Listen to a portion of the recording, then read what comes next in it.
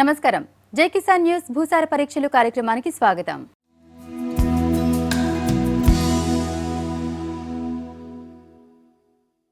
సాధారణంగా ఏ పంట నుండైనా అధిక దిగుబడి సాధించాలి అంటే అది నేల సామర్థ్యంపై ఆధారపడి ఉంటుంది. తక్కువ ఖర్చుతో ఎక్కువ దిగుబడులు సాధించాలంటే భూమిలోని సారంపై అవగాహన ఉండటం తప్పనిసరి.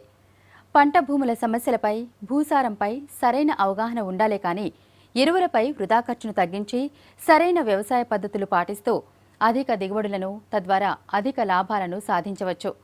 భూసార పరీక్షలను చేయించడం భూసారంపై అవగాహన పెంచుకునేందుకు సరైన మార్గం. ఇందులో మట్టి నమూనాలను సేకరించడం అత్యంత కీలకమైన అంశం.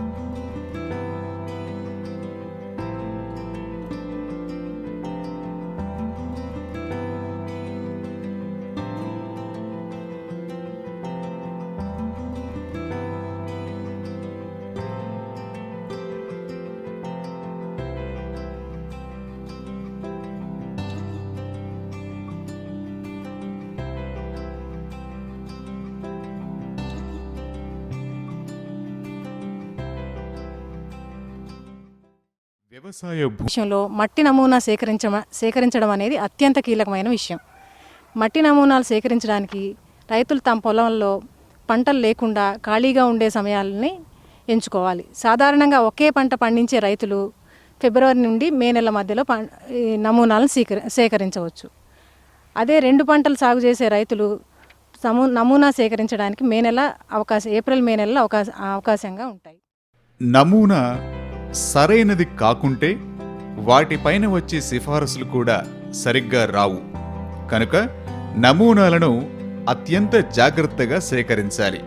నేల ఎటువంటి ఎత్తుపల్లాలు, వ్యత్యాసాలు లేనట్లయితే 2 హెక్టార్లను అనగా 5 ఎకరాలను 1 ఎకరంగా పరిగణించి నమూనాలను సేకరించాలి.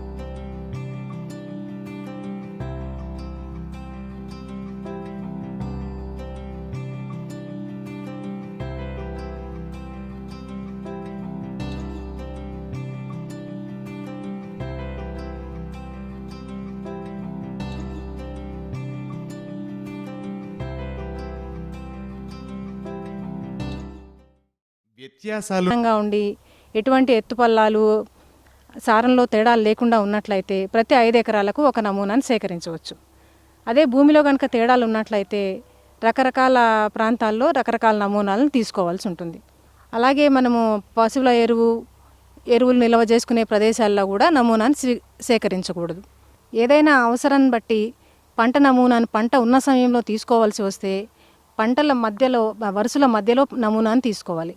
అలాగే పంటకు నీరు పెట్టిన వెంటనే కానీ, ఎరువులు వేసిన వెంటనే కానీ నమూనాను తీసుకోకూడదు. మట్టి నమూనాలను సేకరించే విషయంలో తీసుకోవాల్సిన జాగ్రత్తల గురించి తెలుసుకున్నాం. అయితే మట్టి సేకరించే విధానం ఏంటి? ఏ పంట భూముల్లో మట్టిని ఎలా సేకరించాలి అనే విషయాన్ని ఇప్పుడు తెలుసుకుందాం.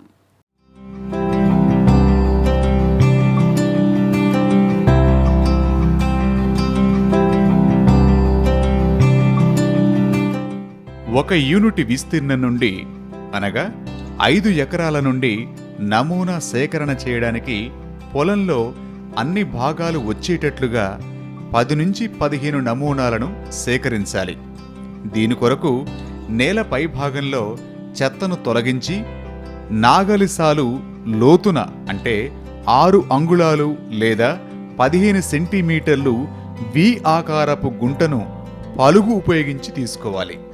ఈ గుంట అంచు నుండి పారను ఉపయోగించి 2 నుంచి 5 అంగుళాలు అనగా వేలి కణపు మందం మట్టిని పైనుండి గుంట అడుగు భాగం వరకు సేకరించాలి. ఈ గుంట అంచు నుండి పారను ఉపయోగించి 2 నుంచి 5 అంగుళాలు అనగా వేలి మందం మట్టిని పైనుండి గుంట అడుగు భాగం వరకు సేకరించాలి. ఇలా 10 నుంచి 15 చోట్ల నుండి సేకరించిన మట్టిని శుభ్రంగా ఉన్న గోనె సంచిపై గాని పాలిథిన్ పట్టాపై కానీ వేసుకోవాలి. ఈ సంచులు పట్టాలు ఎరువులకు లేదా క్రిమిసంహారక మందులకు వాడినదే ఉండకూడదు. ఇలా వేసిన మట్టిని మెత్తగా పెడ్డలు లేకుండా చిదిమి పట్టాపై గుండ్రంగా పరుచుకోవాలి. ఇలా పరుచుకున్న మట్టిని 4 భాగాలుగా విభజించుకోవాలి. వీటిల్లో ఎదురెదురుగా ఉన్న 2 భాగాలను ఉంచి మిగిలిన 2 భాగాలను తీసివేయాలి. ఇదే పద్ధతిలో సేకరించిన మట్టి సుమారుగా 1/2 కిలో వచ్చే వరకు చేసుకుని ఈ మట్టిని నీడలో ఆరనెచ్చి శుభ్రమైన పాలిథిన్ సంచిలో కానీ గుడ్డ సంచిలో కానీ వేసుకోవాలి. ఈ సంచిపై రైతుకు సంబంధించిన పూర్తి వివరాలు అనగా రైతు పేరు, గ్రామం, సర్వే నంబరు, వేసిన పంట, వేయాలనుకుంటున్న పంట వంటి వివరాలను పొందుపరుస్తూ సమీపంలో ఉన్న భూసార పరీక్షా కేంద్రంలో అందజేయాలి. వాణిజ్య పంటలు సాగు కొరకు అంటే ప్రత్తి, చెరకు, మిరప ఇలాంటి పంటలు పండించే రైతులు కొద్దిగా లోతుగా అంటే అడుగు నుండి 2 అడుగుల లోతుగా నమూనాలను సేకరించుకోవాలి. అలాగే పండ్ల తోటలకు నమూనా సేకరించినట్లయితే ప్రతి అడుగుకు ఒక నమూనా వచ్చేటట్లుగా 6 అడుగుల లోతు వరకు నమూనాలు సేకరించాలి. చౌడు భూముల్లో 15 సెంటీమీటర్లకి ఒక నమూనా మరియు 15 నుండి 30 సెంటీమీటర్లకు ఒక నమూనా వచ్చేటట్లు 2 నమూనాలు విడివిడిగా సేకరించుకోవాలి. ఈ నమూనాలను సాధారణ నమూనాలతో కలపకుండా విడిగా అన్ని వివరాలతో పరీక్షా కేంద్రాలలో అందజేయాలి. మనం గనక ఏకపంట నమూనా సేకరిస్తే ఈ నమూనాను సేకరించడం వరకు ప్రత్యేకమైన పద్ధతిని అవలంబిస్తాం. దీని కొరకు నేలని శుభ్రంగా చేసుకొని పైన ఉన్న గడ్డిని చెక్కివేసి వి ఆకారంలో గుంటను తీసుకోవాలి. ఈ గుంట అంచుల నుండి నేల అన్ని పొరలు వచ్చేటట్లుగా దోకుడుపారతోటి నేలపై నేల అన్ని పొరలు వచ్చేటట్లుగా మట్టి నమూనాను సేకరించాలి. ఈ నమూనాను ఒక శుభ్రమైన పాలిథిన్ పట్టాపై కానీ బట్టపైన కానీ పరుచుకొని దాన్ని క్వార్టరింగ్ అనే పద్ధతి ద్వారా నమూనాని తయారు చేసుకోవాలి. ఒక పొలం నుండి నమూనాను చేసుకోవడానికి ఇటువంటివి 10-15 నమూనాలు సేకరించి అన్నిటినీ కలిపి ఒక కాంపోజిట్ నమూనా అంటే మూల నమూనాగా తయారు చేసుకొని దాని నుండి మనము టెస్ట్కి అవసరమయ్యే భూసార పరీక్షకు అవసరమయ్యే నమూనాని సిద్ధం చేసుకోవాలి. వాణిజ్య పంటలైన ప్రత్తి, చెరకు, కంది ఇటువంటి పంటలు సాగు చేస్తున్నప్పుడు నమూనాలను నేలలోని 2 పొరల నుండి తీసుకోవాలి.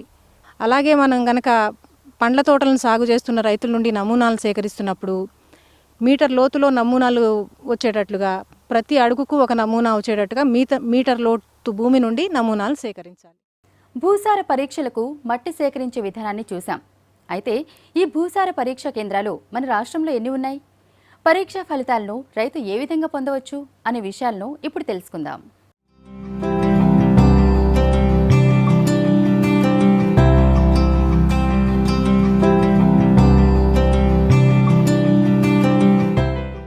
మన రాష్ట్రంలో దాదాపు అన్ని జిల్లాల్లోని వ్యవసాయ శాఖ మరియు మార్కెట్ కమిటీలలోనూ భూసార పరీక్షా కేంద్రాలు ఉన్నాయి. కొన్ని జిల్లాల్లో మండల స్థాయిలో కూడా మినీ సాయిల్ టెస్టింగ్ ల్యాబ్స్ అందుబాటులో ఉన్నాయి. ఈ భూసార పరీక్షా ఫలితాలను రైతులు నేరుగా తమ వ్యవసాయ అధికారి ద్వారా కానీ అంతర్జాలంలో వ్యవసాయ శాఖ వారి వెబ్సైట్ ద్వారా కానీ పొందవచ్చు. ఇంటర్నెట్లో అగ్రిస్ నెట్లో ఫలితాలను పొందదలుచుకున్న రైతులు తమ నమూనాకు సంబంధించిన యూనిక్ ఐడి నెంబర్ను జాగ్రత్తపరుచుకోవాలి. ఈ యూనిక్ ఐడి 15 అంకెలు ఉండే సంఖ్య. దీనిలో మొదటి 4 అంకెలు నమూనా తీసిన సంవత్సరాన్ని సూచిస్తాయి. తర్వాత 3 అక్షరాలు జిల్లాను సూచిస్తాయి.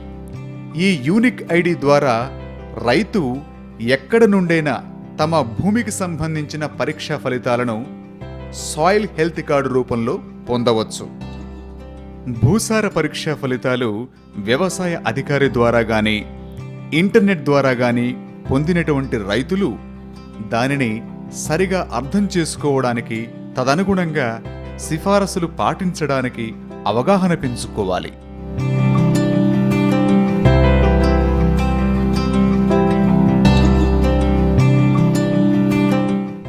భూసార పరీక్ష నివేదికను ఎలా పొందొచ్చో మనం చూసాం. ఈ నివేదికలో ప్రధానంగా ఏ విషయాలపై విశ్లేషణ జరుగుతోంది? ఈ విశ్లేషణలను రైతు ఏ విధంగా అర్థం చేసుకోవాలి? తమ ఫలితాల ఆధారంగా సాగులో ఎటువంటి జాగ్రత్తలు తీసుకోవాలో ఇప్పుడు గమనిద్దాం.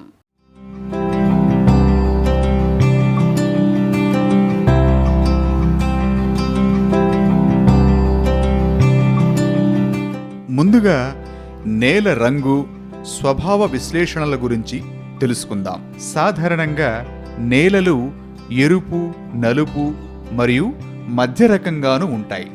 కానీ భూమిలో కారుచౌడు సమస్య అధికంగా ఉన్నప్పుడు నేల బూడిద రంగులో ఉంటుంది. అలాగే నేలను స్వభావాన్ని బట్టి తేలిక నేలలుగా, బరువు నేలలుగా మరియు మధ్య రకం నేలలుగా వర్గీకరిస్తారు. నేలల స్వభావాన్ని బట్టి ఆ నేలల్లో వేయడానికి అనువైన పంటలను సూచిస్తారు వ్యవసాయ అధికారులు. ఏ పంట నుంచి అయినా సరే నేల సామర్థ్యం పైన ఆధారపడి నేల తనలోని పోషకాలను ఎన్నికలు అందించి దిగుబడికి దోహదం చేస్తుంది. ఇటువంటి నేలపై సరైన అవగాహన ఉంటే రైతులు తమ సాగు ఖర్చును తగ్గించుకుని అధిక దిగుబడులు సాధించడానికి ఉపయోగపడతారు. సాధారణంగా రైతులు పెట్టే ఖర్చుల ఎరువులపైన అత్యధికంగా ఎరువులు మొదలుపెడుతూ ఉంటారు. ఎరువులు, పురుగు మందులు అనేవి పంట దిగుబడిలో, పంట సాగు ఖర్చులో ముఖ్యమైనవి. ఇటువంటి ఎరువులపైన ఖర్చు తగ్గించుకున్నట్లయితే సాగు దిగుబడి పెంచుకోవడమే కాకుండా ఖర్చును కూడా తగ్గించుకోవచ్చు. ఈ సాగు ఖర్చును తగ్గించుకోవడానికి భూసారంపై సరైన అవగాహన అవసరం. ఈ భూసారంపై సరైన అవగాహన కొరకు భూసార పరీక్షలు ఉపయోగపడతాయి. ఉదజని సూచిక. సాధారణంగా నేలలోని పోషకాల లభ్యత ఉదజని సూచికపై ఆధారపడి ఉంటుంది. ఉదజని సూచిక 6.0 కన్నా తక్కువగా ఉన్నప్పుడు భూమిలో ఆమ్లతత్వం ఎక్కువగా ఉంటుంది. ఇటువంటి నేలలు తెలంగాణలోని మెదక్ జిల్లాలో జహీరాబాద్ ప్రాంతంలో ఉన్నాయి. అలాగే ఆంధ్రప్రదేశ్లోని శ్రీకాకుళం జిల్లాలో ఉన్నాయి. ఈ నేలల్లో ఆమ్లతత్వం తగ్గించడానికి సున్నాన్ని ఏ మోతాదులో వాడాలో పరీక్షా నివేదికలు తెలియజేస్తారు. అలాగే ఉదజని సూచిక 9.0 కన్నా ఎక్కువగా ఉన్నప్పుడు నేలలో క్షారతత్వం ఎక్కువగా ఉంటుంది. ఇలా క్షారతత్వం ఎక్కువ ఉంటే నేలలు నల్ల చౌడు నేలలుగా మారతాయి. ఈ నేలల్లో పంటల దిగుబడులు చాలా తక్కువగా ఉంటాయి. దీన్ని జిప్సం వాడుక ద్వారా సరిచేయవచ్చు. జిప్సం ఎంత మోతాదులో అవసరమో కూడా ఉదజని పరీక్ష ఆధారంగా సిఫారసు చేస్తారు. ఏ పోషక లోపాలు రావడానికి అవకాశం ఉందో వాటిని సరిచేసుకోవడానికి అవసరమయ్యే సిఫారసులను అందజేస్తారు వ్యవసాయ అధికారులు.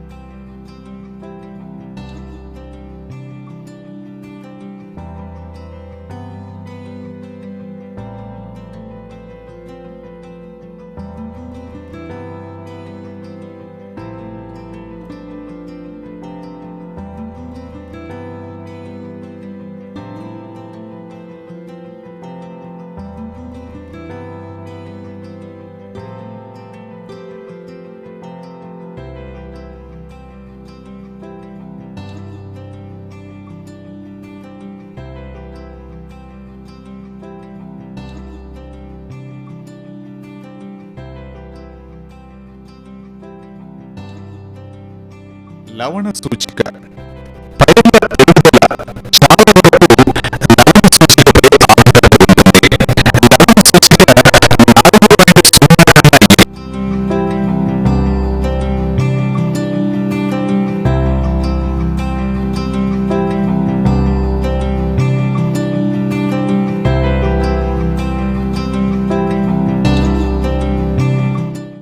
జై కిసాన్ న్యూస్ భూసార పరీక్షలు కార్యక్రమంలో ఇప్పుడు చిన్న విరామం.